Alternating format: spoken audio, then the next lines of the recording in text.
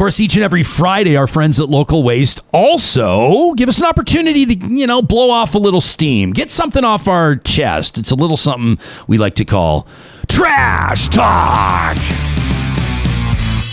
All right, this one from Erin, who writes in on cancel culture. She says, I'm dedicating this to all the old rich white dudes in body or in mind that just can't keep up with the rest of us, trying to make society a kinder, more just place. I imagine the outrage you feel at having the freedom and privilege to act and say as you please for years or decades, regardless of how offensive and hurtful it is, to wake up into 2021 to find out that there are suddenly consequences to being shitty. How dare we suggest people be called out for treating others as subhuman, right? I know it just doesn't feel fair that you might be publicly humiliated or even lose your job for the hurtful things you say and do. Losing privilege sucks, doesn't it? Well, deal with it, my friends. That word you like to use, what is it again? Snowflake? How do those taste right now? Change is hard, I know, but you can do this. It's not called cancel culture. It's called trying to do better. And if that makes you uncomfortable, I think we're headed in the right direction.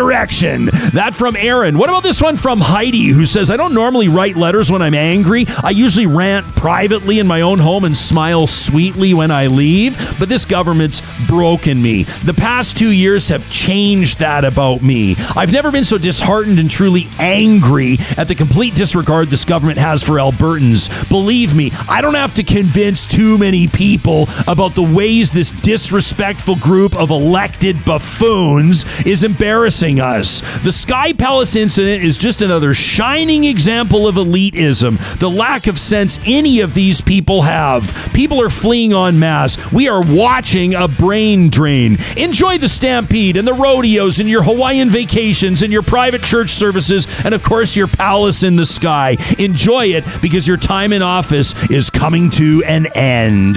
That from Heidi. What about this one from Rob, who says, I just wanted to say for trash talk that the Premier, Jason Kenney, making himself extremely unpopular, but here's the thing, he's threatening the health of the entire party. Rob says, professionally, I've done curriculum design. I've done consulting contracts for multiple school boards across Alberta. I didn't even realize that residential school denial's a big problem in the new curriculum until I listened to Real Talk on Thursday. I'm practically cheering for the new curriculum now because it's the proverbial wood being added to the fire burning underneath Jason Kenney's cabinet, and that's the best news I've heard in months. The bigger the fire, the better. Let's send them packing. That from Rob. What about this one from Peter? Peter, who says, let me tell you something.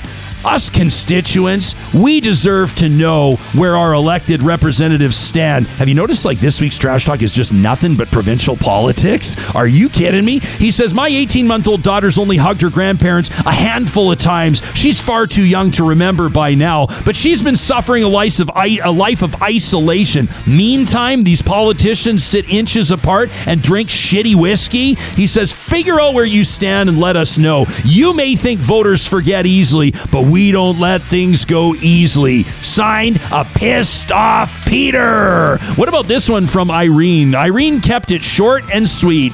She said, Sky Palace supper, response to residential school discovery, zero compassion, zero empathy, no humanity. Fuck the patriarchy, Ryan. Fuck the patriarchy. That from Irene. And we'll close with this from Jacine, who says, all I have to say is fucking keep it up, boys. Every day you're giving even staunch conservatives reason to not vote for you in 2023. Bye-bye. Signed, Jacine, a former PC donor and supporter, but never the UCP. You can send your trash talks to us every day of the week to talk@ryanjesperson.com. Next Friday, we'll do it all over again. Have yourselves a blessed and safe weekend. Walk strong, listen, think, and then be in touch. We'll talk to you Monday morning live at 8:30 Mountain Time.